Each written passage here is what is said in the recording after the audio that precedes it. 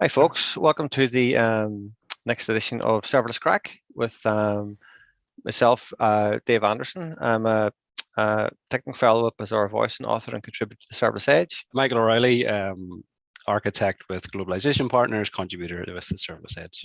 Hey, everyone. I'm Mark McCann, author and contributor at Serverless Edge.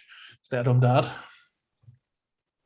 Good stuff. So we're continuing our series of talking about each of the pillars of the well-architected framework. We talked about the operational excellence pillar last time, and we have a few other that was in the last episode. Now we're going to talk about security this time. Is our favorite well-architected pillar, or which one is our favorite well-architected pillar? We have a few previous episodes about security, so it goes without saying that a prerequisite is threat modeling. If you're going to talk about security, threat modeling is your number one, just to understand where you are. But as a pillar, this is quite interesting. There's 10 questions for this pillar in a couple of different sections. We'll kind of fly through them.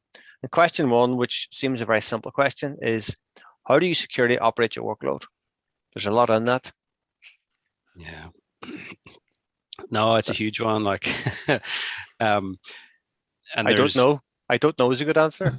Yeah, I don't know what you think about that one, but certainly you could go down any kind of avenue on that. I know with the well-architected sort of security pillar that one is aimed at how secure is your organization effectively. Like, so it'll go into things like, how you're managing accounts, how's your control tower hooked up, are you using guard duty, and really just looking at sort of the breadth of your security operation at an organizational level. So this is one where typically it does promote the teams getting a wee bit of awareness about security in general across the organization and how it applies into things. But typically, like, types of things I engage on typically when we're looking at workloads is things like blast radiuses, or if something goes down, how are we going to recover it? Or if we had to, is there a case there for things like failover or, resiliency? So it's a good one.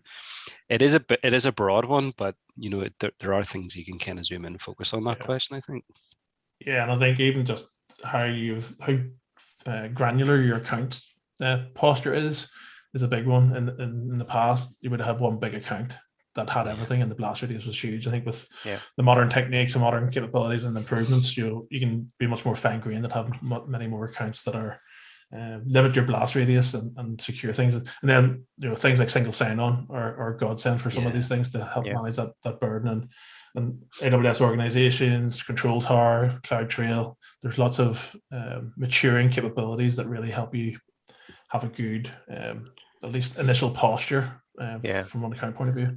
One thing I like about well-architected is there's always a nice flow to the questions and sessions.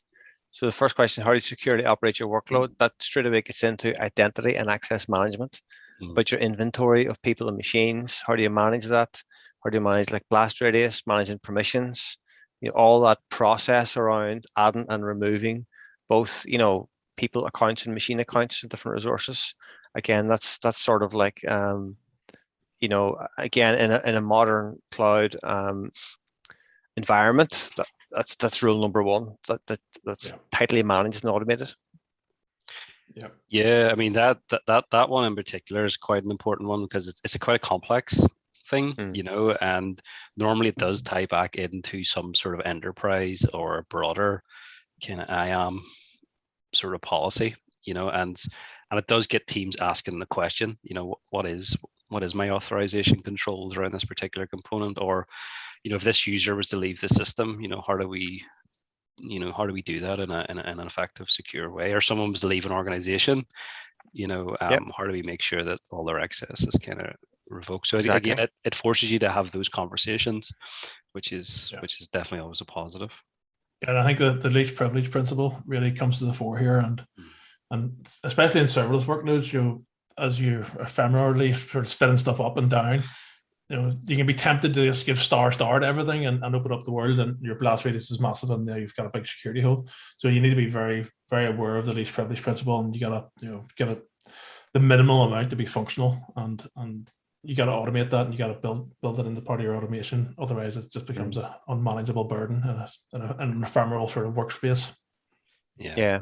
And then the next area is, which I think is one of my favorite ones, is detective controls. It's how you detect and investigate security events. I always love the way security people talk about left of attack. You know, all the things that happen before the attack. Because there'll be a time when the attack happens, and that's okay. You know, that's panic stations. But there's usually a whole bunch of stuff before that you can act on, and that could be like 2 years prior. Could be stuff happening. Oh yeah. So there's a whole mindset around detecting weird activity where people are probing your system before the actual attack, and that's the really fascinating. That's the, what do you call it, the hunter side of cybersecurity. People try and find breaches. Yeah, I mean, in that particular one, is it normally, you know, something that a lot of squads, you know, I'll admit, you know, that is a difficult kind of conversation, because, you know, typically when you're in that section, you're kind of looking at, well, you know, a lot of the tech that uses machine learning, looking for anomalies in your traffic, or things that kind of just look out of whack, and maybe raising certain events for you to kind of come and take a look at. You know, but in general, a lot of it kind of just, you know, you'll be using sort of the everyday type detection type controls, you know, making sure that your observability is good, and if something happens, you can kind of alert off it, or drawing your attention to certain, you know, if you do see something, someone's kind of maybe trying something they're not, can you see it? You know, and that kind of, that always ties back into, you know, good observability. And I'm thinking, you know, I'm always guilty of falling into thinking about things in the AppSec kind of perspective, but like, look, if there are kind of flows through your app where you wouldn't expect to see traffic or things like that, that you do, someone gets notified, and that stuff's kind of traceable. But yeah, there's a lot of cool things happening in there. You know, Dave, you described sitting to the left, you know, where your security org is probably more active than your typical app developer. Yeah, it seems on an AWS point of view, it's just keeping abreast of latest developments and being responses to new emerging threat vectors, like Log4j as an example, right? You know, how do you respond to that new bit of information, right, to the left of your detection, right? And how do you respond? And I guess practicing, a good one, yeah. You know, game days and, you know, security chaos engineering are all ways of building good detective control capabilities, and sharpening the saw for this stuff is like, what happens if scenarios really help. You know, is your observability where it should be? Do you have the right logging and monitoring and alerting and alarming that you should have for rapidly detecting and remediating some of these events? Yeah, I mean, the Log4j one's a cracker, because, you know, when you kind of use those events as they happen, you normally find, what is a better way for us to kind of look through our bill of materials and kind of assess whether or not we're affected, or, you know, how long did that actually take us to correct or detect, you know, are we vulnerable or not, you know, and I think I'm sure a lot of us, found things, a lot of us found things we could tighten up. But again, that's the type of conversation that you would maybe have in that section, you know. Yeah, so it's a good one. I mean, I could probably tell a million stories about detective, but I won't. No. The next one is infrastructure protection. We'll just skip over that, because I mean, I think that's a lot of the network and compute protection, which should be fairly well understood, and they're super important. The next one is data protection.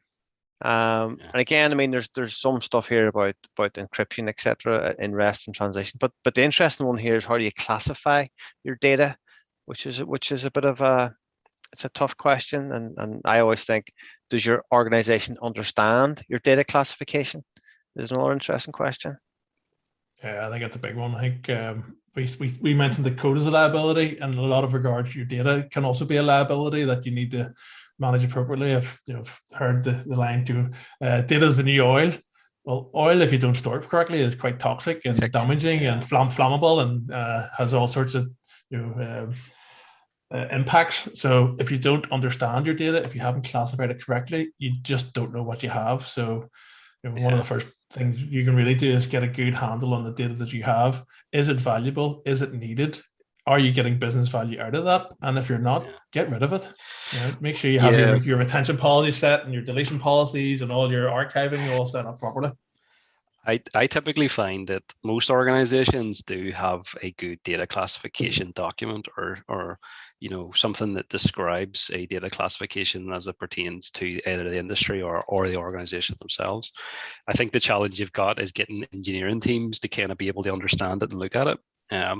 So I know that us in previous kind of engagements, we've woven in the sort of the conversation around data classification into the threat modeling exercise. So whenever we go into a threat modeling exercise, the first sort of section we kind of go through is what sort of data are we dealing with, and then it, typically, whatever organization you're in, you'll put a link on the threat modeling template to the data classification standard to force the facilitator kind of going to have a look at it. So then you can kind of know, actually, yeah, we're dealing with that toxic kind of, sensitive information that we should be taking extra precautions around, and we should be designing controls into the workflow and for that. And then I think obviously the well-architected, you're getting into the mechanics afterwards. So we know we're dealing with restricted, information that's classified, classes restricted, so do we have proper encryption capabilities? Are we moving stuff that in an encrypted fashion? Are we storing stuff in an encrypted fashion? Are we tagging it? Mark, you mentioned earlier about least privilege. Can we track who's actually looked at that data? Can we track where that data was moved to? Can we have we got least privilege access controls on that data? So that's a very good one in terms of making sure that you're architecting for the sensitivities or sort of data classification. And even from a overall well-architected guardrails, try and automate some of the guardrails into your provisioning infrastructure, so that encryption at rest, encryption at transit, tagging, a lot of these basic security sort of capabilities are turned on, so that no resource can be created that doesn't at least adhere to these basic good practices. Yeah, very good. Exactly. So then the last section then is incident response. It's fairly self-explanatory. It's how do you respond and recover from incidents? Obviously you want to be very well drilled and have as much automation as possible. Sounds straightforward, but it's complicated, Yeah, I think it ties back into the operational excellence pillar. You you're anticipating these events ahead of time, and then if you're anticipating them, have we got associated runbooks or playbooks to kind of facilitate squads in them particular circumstances? So exactly, it's a good. I think a lot of it's around education as well, and making sure that everybody in the organization understands what you do in the event of an incident. And you don't want a junior developer noticing something and not feeling confident or capable to raise their hand and say, hey, there's something that's not quite right here. You want to have that really psychologically safe environment for everybody to be aware of and understand that it's the right thing to do to raise an incident or query something that's not quite right. So I find in the security pillar, there's a nice arc. It starts with people and it ends with people. So it kind of just goes through all the technical stuff in the middle, but it's really security is a people responsibility at the start and end of it. So that's the crack. That's the end of our chat then. Thanks very much for listening. Next, I think we're going to do the reliability pillar. And please look out at the blog on the serverlessedge.com and at serverless edge on Twitter. Thank you very much. Thanks. Bye, everyone.